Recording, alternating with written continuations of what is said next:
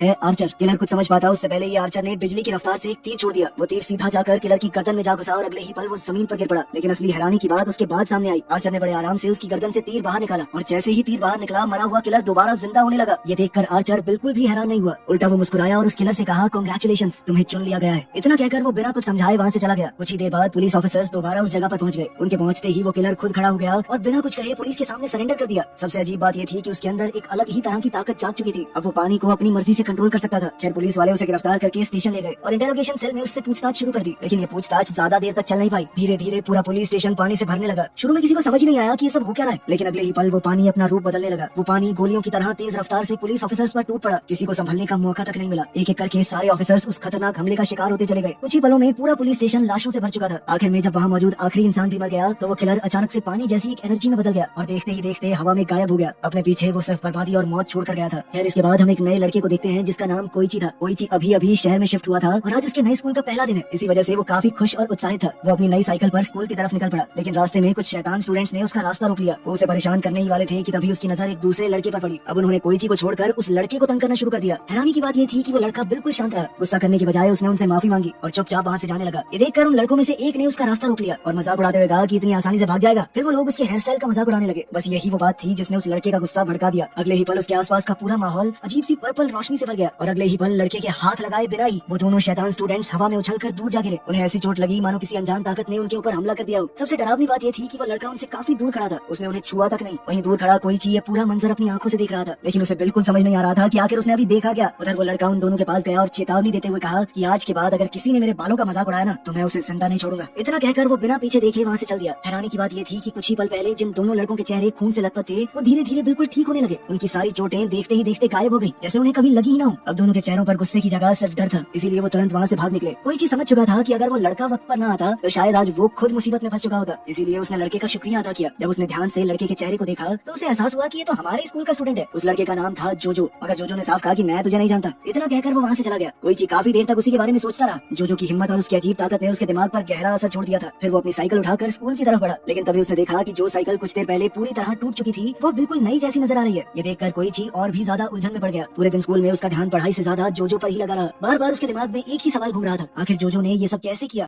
इसी बीच हम एक बार फिर से उसी खतरनाक किलर को देखते हैं। इस बार वो शहर के एक पार्क में आराम से बैठा हुआ था, जैसे अपने अगले शिकार का इंतजार कर रहा हो। थोड़ी ही दूर एक फाउंटेन के पास दो लड़के खेल रहे थे। तभी अचानक उनमें से एक लड़के के मुंह में बिना किसी वजह के पानी भरने लगा। कुछ ही पलों में उसका दम घुटने लगा। वो जमीन पर गिर पड़ा, खून की उल्टियां करने लगा और देखते ही देखते उसकी मौत हो गई। लेकिन खौफ यहीं खत्म नहीं हुआ। उस लड़के की लाश के अंदर से भी वही अजीब पानी बाहर निकला और सीधा उसके दोस्त के शरीर के अंदर चला गया। अगले ही पल उस लड़के की आंखें पूरी तरह काली पड़ गई। अब वो अपने होश में नहीं था। तभी स्कूल से लौटते वक्त कोइची की नजर उस लड़के पर पड़ी। उसने एक लड़की को जबरदस्ती पकड़ रखा था और वो उसके ऊपर हमला करने ही वाला था, लेकिन तभी अचानक जोजो वहाँ पर पहुँच गया। उसने लड़के की काली पड़ी आंखों को देखा और तुरंत समझ गया कि कुछ तो गड़बड़ जरूर है, लेकिन वो किसी मुसीबत में नहीं पड़ना चाहता था, इसीलिए चुपचाप वहाँ से निकलने लगा। तभी उस लड़के ने पीछे से जोजो के बालों का मजाक उड़ा दिया। बस इतना सुनते ही जोजो का गुस्सा फिर से फूट पड़ा। उसी दौरान उस लड़के ने अपने हाथ में पकड़े चाकू से लड़की पर हमला कर दिया, लेकिन अगले ही पल जोजो ने अपनी रहस्यमयी ताकत का इस्तेमाल किया। जो चाकू लड़की को लगना था वो पल भर में अपनी जगह बदल कर सीधा लड़के के पेट में घुस गया। वो लड़का दर्द के मारे जोर से चीखता हुआ जमीन पर गिर पड़ा, लेकिन जब उसने घबरा कर अपने शरीर को देखा तो उसके होश उड़ गए। उसके शरीर पर खून का एक कतरा तक नहीं था, मानो चाकू ने उसे छुआ ही ना हो। तभी उसके मुंह से वही अजीब पानी बाहर निकलने लगा। यहाँ पहली बार ये साफ हो गया कि जोजो के पास एक अनोखी सुपर ह्यूमन पावर थी। वो अपनी ताकत से किसी भी टूटी या खराब चीज को दोबारा पहले जैसा बना सकता था। वो जरूरत पड़ने पर उसी ताकत का इस्तेमाल लड़ाई में भी करता। उधर कुछ दूर बैठा वो सीरियल किलर इस पूरी घटना को चुपचाप देख रहा था। असल में वही इस पानी को कंट्रोल कर रहा था और लोगों को अपना शिकार बना रहा था, लेकिन पुलिस के पहुंचने से पहले ही जोजो वहाँ से गायब हो गया। उसी रात कहानी का रुख एक और बार आर्चर की तरफ मुड़ गया। आर्चर इस वक्त एक अमीर बिजनेसमैन के सामने था। बिना कुछ कहे उसने सीधा अपना तीर उस आदमी की तरफ चला दिया। तीर लगते ही वो उसके पास गया और मुस्कुराते हुए बोला, हो सकता है तुम भी चुन लिए जाओ, अपने गुस्से को अपनी ताकत बना लो। लेकिन इस बार कुछ भी नहीं हुआ। कुछ ही पलों में उस बिजनेसमैन की मौत हो गई। ये देखकर आर्चर खुद भी परेशान हो गया। उसने तुरंत तीर उसके शरीर से निकाला और बिना किसी को नजर आए वहाँ से गायब हो गया। यहीं पहली बार ये राज सामने आया कि ये कोई आम तीर नहीं था। इस तीर ने ही उस सीरियल किलर को पानी कंट्रोल करने की ताकत दी थी, लेकिन हर इंसान इस तीर की शक्ति को संभाल नहीं सकता। अगर सामने वाला इस ताकत के लायक न हो तो वो तीर उसकी जान ले लेता है।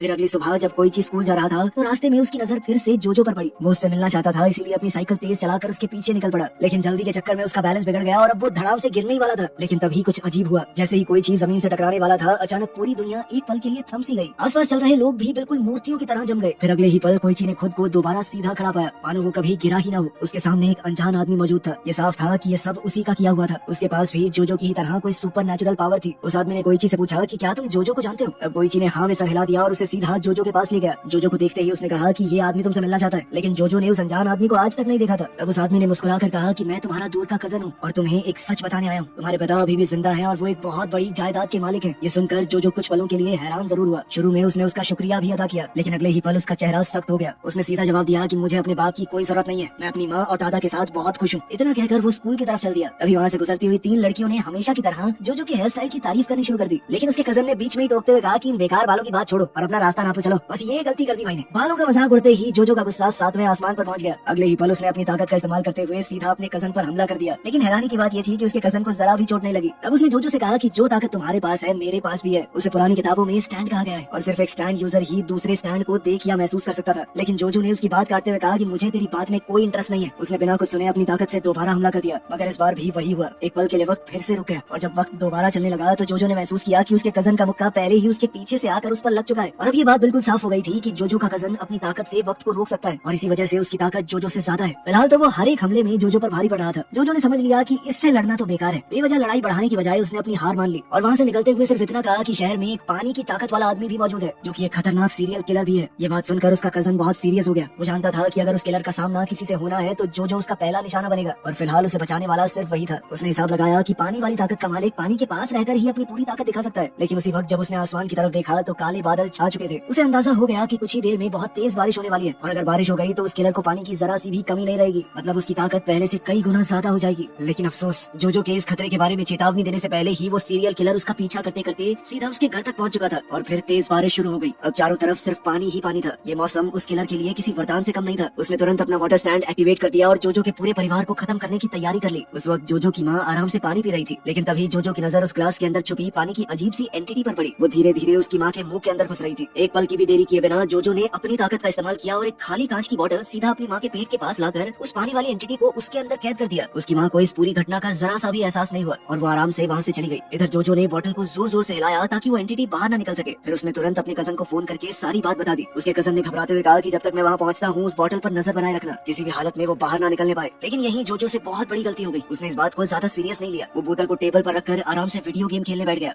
फिर कुछ ही देर बाद जोजो के पिता की नजर उस बोतल पर पड़ी। उन्हें देखते ही पानी वाली एंटिटी ने तुरंत अपना रूप बदल लिया और वो बोतल उन्हें शराब की बोतल जैसी दिखने लगी। उन्होंने बिना कुछ सोचे उसे उठा लिया और अपने साथ ऊपर ले गए। कुछ ही पल बाद जोजो को एक तेज चीख सुनाई दी। जोजो घबरा कर भागा और जैसे ही उसकी नजर टेबल पर पड़ी तो उसने देखा कि बोतल गायब थी। अब उसके होश उड़ चुके थे। वो तुरंत सीढ़ियां चढ़कर ऊपर पहुंच गया, लेकिन वहाँ जो मंजर उसने देखा उसके पैरों तले जमीन खिसक गई। उसके दादा खून से लथपथ जमीन पर पड़े थे। अभी उसका कजन भी वहाँ पहुंच गया और उसने देखा कि जोजो अपनी पूरी ताकत लगाकर उनके जख्मों को ठीक करने की कोशिश कर रहा था। जोजो की शक्ति किसी भी घाव को भर सकती थी, लेकिन एक चीज उसके बस में भी नहीं थी, वो किसी मरे हुए इंसान को दोबारा जिंदा नहीं कर सकता। इसी बीच नीचे से किसी के चलने की आवाज आई। जोजो का कजन तुरंत उस आवाज की तरफ दौड़ा। नीचे पहुंचते ही उसने देखा कि पूरा फ्लोर पानी से भर चुका था। हर तरफ उस सीरियल किलर की आवाज गूंज रही थी। वो पानी के बीच में छुपकर उन दोनों को डरा रहा था। अचानक वही पानी वाली ताकत उसके कजन पर टूट पड़ी, लेकिन उसने वक्त रहते उस हमले से खुद को बचा लिया। तब तक जोजो भी नीचे आ चुका था और उसने उस पानी वाली एंटिटी से लड़ना शुरू कर दिया। लेकिन वो सीरियल किलर बहुत चालाक था। हमला करते ही वो पल भर में गायब हो गया और अगले ही सेकंड जमीन के नीचे से निकलकर जोजो पर टूट पड़ा। अब जोजो के बचने की कोई उम्मीद नजर नहीं आ रही थी, लेकिन उसी पल उसके कजन ने अपनी ताकत का इस्तेमाल करके वक्त को जमा दिया। वक्त के थमते ही वो सीधा उस पानी वाली ताकत के पास पहुंचा। उसने अपनी पूरी ताकत से उस एंटिटी को एक जबरदस्त मुक्का मारा और जोजो की जान बचा ली। ये सब इतना तेज हुआ कि उस सीरियल किलर को समझ ही नहीं आया कि हुआ क्या। अभी के लिए अपनी हार मानते हुए वो पानी की तरह बिखर गया और पल भर में वहाँ से गायब हो गया। इसके बाद जोजो के कजन ने उसे अपनी चोट ठीक करने को कहा। इससे ये बात भी सामने आई कि जादू से दिए गए घाव को जादू से ठीक नहीं किया जा सकता। तभी दोनों की नजर किचन में रखी केटल से उठती भाप पर पड़ी। भाप को देखते ही वो समझ गए कि पानी की ताकत ने अपना रूप बदल लिया है और अब वो सीरियल किलर धीरे धीरे उनके पूरे घर में फैल रहा था। ये देखते ही जोजो तुरंत दीवार तोड़कर दूसरे कमरे में घुस गया ताकि उसे पकड़ सके, लेकिन असल में ये सब कुछ उस सीरियल किलर का बिछाया हुआ जाल था। जैसे ही जोजो आगे बढ़ा, पानी की ताकत ने अचानक उस पर हमला कर दिया और सीधा उसके मुंह के अंदर घुस गई। बाहर खड़ा सीरियल किलर ये सब महसूस करके मुस्कुरा उठा। उसे लगा कि इस बार उसकी जीत पक्की है, लेकिन जोजो ने बिल्कुल सही वक्त पर अपनी ताकत खुद पर ही इस्तेमाल कर दी। अगले ही पल उसने अपने पेट के अंदर से एक रबड़ ग्लव बाहर निकाला। दरअसल जोजो ने पहले ही उस रबड़ ग्लव को फाड़ कर निगल लिया था और फिर अपनी ताकत की मदद से पेट के अंदर उसको दोबारा से जोड़ दिया। जब उसने ग्लव को जोड़ा तो वो पानी वाली ताकत भी उसके अंदर ही फंस गई। तभी बाहर से किसी की आवाज सुनाई दी और आवाज को सुनते ही वो तुरंत घर से बाहर निकले। वहाँ पर उनका सामना उसी सीरियल किलर से हुआ। अब एक और सच सामने आया। एक चुने गए इंसान और उसकी ताकत के बीच में सीधा कनेक्शन होता है। अगर उस करिश्माई ताकत को चोट लगती है तो उसका सीधा असर उसके मालिक पर भी पड़ता है। सीरियल किलर ने उन्हें बता दिया कि मुझे तो जब वो तीर लगा उसके बाद ही मुझे ताकत मिली थी, उससे पहले मैं बिल्कुल आम इंसान था, लेकिन इस बार उसके बचने का कोई रास्ता नहीं था। अब जोजो ने अपनी ताकत का इस्तेमाल करके उस सीरियल किलर को जोर से बड़ी चट्टान की तरफ दे मारा और उसके टकराते ही उसने उस पत्थर को दोबारा जोड़ दिया। अगले ही पल वो सीरियल किलर उस चट्टान के अंदर हमेशा के लिए कैद हो गया और वहीं पर उसकी मौत हो गई।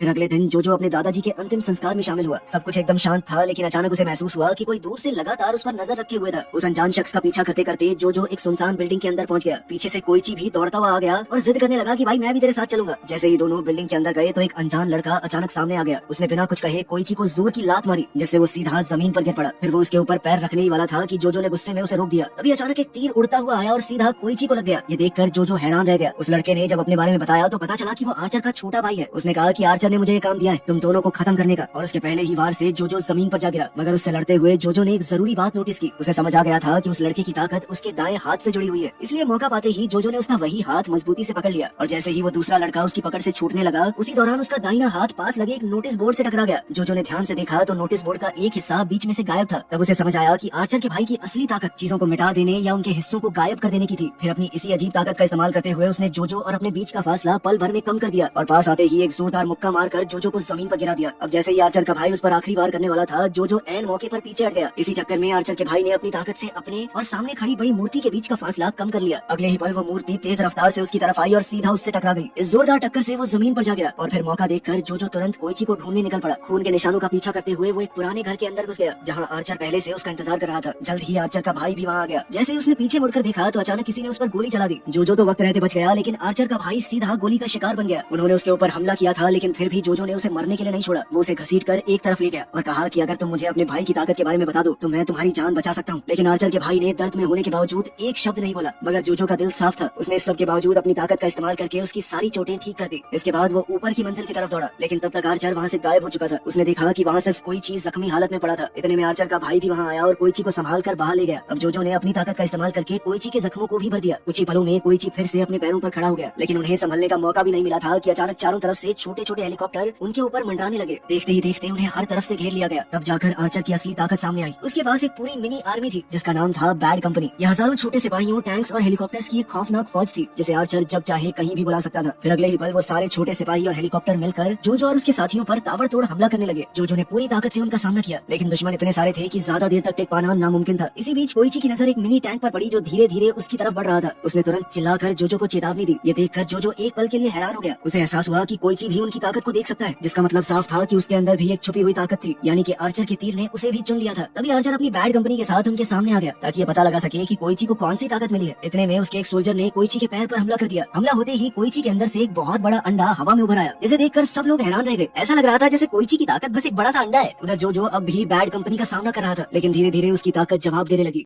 अब आर्चर ने अपनी पूरी फौज को हुक्म दिया कि जोजो को खत्म कर दो। ये सुनकर कोइची घबरा गया और जोर से बोला कि रुको, ऐसा मत करो। लेकिन आर्चर ने मुस्कुराते हुए कहा कि मेरी आर्मी को मैंने एक बार जो कह दिया वो उस काम को करके ही दम लेती है। मगर जोजो ने अपनी ताकत से किसी तरह उन मिसाइल्स को रोक दिया, लेकिन अब उसके पास लड़ने की ताकत लगभग खत्म हो चुकी थी। इसी बीच कोइची भी हिम्मत नहीं आ रहा। अचानक उस बड़े अंडे के अंदर से एक छोटा सा अजीब जीव बाहर निकला। वो हवा में एक मुक्का मारते ही सीधा जमीन पर गिर पड़ा। उसे देखकर तो आर्चर और भी जोर जोर से हंसने लगा। उसे लग रहा था कि कोइची को दुनिया की सबसे बेकार ताकत मिली है और अब वो उसे खत्म करने के लिए आगे बढ़ा। लेकिन इसी दौरान जोजो ने चुपके से अपनी ताकत का इस्तेमाल किया और उसने अभी अभी दागी गई मिसाइल्स को दोबारा जोड़ दिया। अब उसने मिसाइल्स का रुख सीधा आर्चर की तरफ मोड़ दिया। ये देखकर आर्चर ने अपनी फौज से कहा कि इन मिसाइलों को अभी के लिए रोक दो, लेकिन अब बहुत देर हो चुकी थी। अगले ही पल वो मिसाइल सीधा आर्चर की तरफ जाकर बढ़ गई। जोरदार धमाके के साथ उसकी पूरी बैड कंपनी पल भर में गायब हो गई। लेकिन तभी ऊपर वाली मंजिल से किसी अजीब चीज की आवाज आई। कोइची ने जैसे ही दरवाजा खोला उसके होश उड़ गए। अंदर एक बहुत ही डरावना मॉन्स्टर मौजूद था। अगले ही पल उसने कोइची का पैर पकड़ा और उसे घसीटकर अंदर खींचने लगा। ये देखते ही जोजो तुरंत आगे बढ़ा और अपनी ताकत की मदद से उस मॉन्स्टर को जोर का मुक्का मारा। तब ये खुलासा हुआ कि आर्चर अब भी जिंदा था। उसने बताया कि ये मॉन्स्टर मेरे पिता हैं। ये सुनकर जोजो और कोइची दोनों सन्न रह गए। आर्चर ने बताया कि मेरे पिता पहले बिल्कुल एक आम आदमी थे, लेकिन अब वो हमेशा के लिए खौफनाक मॉन्स्टर में बदल चुके थे। एक ऐसा मॉन्स्टर जिसे ना तो कोई रोक सकता है और ना ही पूरी तरह खत्म कर सकता है। उसने बताया कि इसी वजह से वो उन रहस्यमयी तीरों का इस्तेमाल करता है ताकि और लोगों को वो जादुई ताकत दे सके। उसकी सिर्फ एक ही ख्वाहिश थी कि कोई इतना ताकतवर इंसान मिल जाए जो उसके पिता को इस दर्दनाक जिंदगी से हमेशा के लिए आजाद कर दे। लेकिन आज तक उसकी हर कोशिश नाकाम ही रही। इसी बीच वो मॉन्स्टर कमरे में एक पुराने डब्बे के पास गया और उसके अंदर कुछ ढूंढने लगा। जोजो ने तुरंत अपनी ताकत की मदद से उस टूटे हुए डब्बे को दोबारा ठीक कर दिया। जैसे ही वो डब्बा ठीक हुआ तो उसके अंदर एक पुरानी फैमिली फोटो नजर आई। मॉन्स्टर ने जैसे ही उस तस्वीर को देखा तो उसका पूरा बर्ताव बदल गया। वो चुपचाप उस फोटो को देखने लगा और उसकी आंखों से आंसू बहने लगे। उस पल में जोजो समझ गया कि उसके अंदर अभी भी इंसानियत मौजूद है। तब जोजो ने आर्चर की तरफ देखकर कहा कि तुम्हारे पिता को इस तकलीफ से आजाद करने का काम मैं करूंगा। आर्चर का छोटा भाई तुरंत इस बात के लिए मान गया, लेकिन आर्चर अब भी किसी पर भरोसा करने को तैयार नहीं था। वो बिना कुछ कहे वहाँ से जाने लगा, लेकिन तभी अचानक कमरे में एक अजीब सी आवाज गूंजी। अगले ही सेकंड खिड़की का शीशा जोर से टूट गया और बाहर से कोई छोटी सी चीज बिजली की रफ्तार से अंदर आ गई। ये सब कुछ इतना तेज हुआ कि किसी को संभलने का मौका तक नहीं मिला। ये किसी तरह की ताकत थी जो आर्चर आर्चर के भाई पर हमला करने आई थी, लेकिन आर्चर ने बिना एक पल सोचे अपने भाई को जोर का धक्का दे दिया और खुद उस हमले का शिकार बन गया। वो ताकत सीधा आर्चर के मुंह में घुस गई और अगले ही पल एक जबरदस्त धमाका हुआ। जब धुआं हटा तब तक सब कुछ खत्म हो चुका था। आर्चर का शरीर पूरी तरह तबाह हो गया। उसके मरते ही वो अनजान ताकत भी हवा में गायब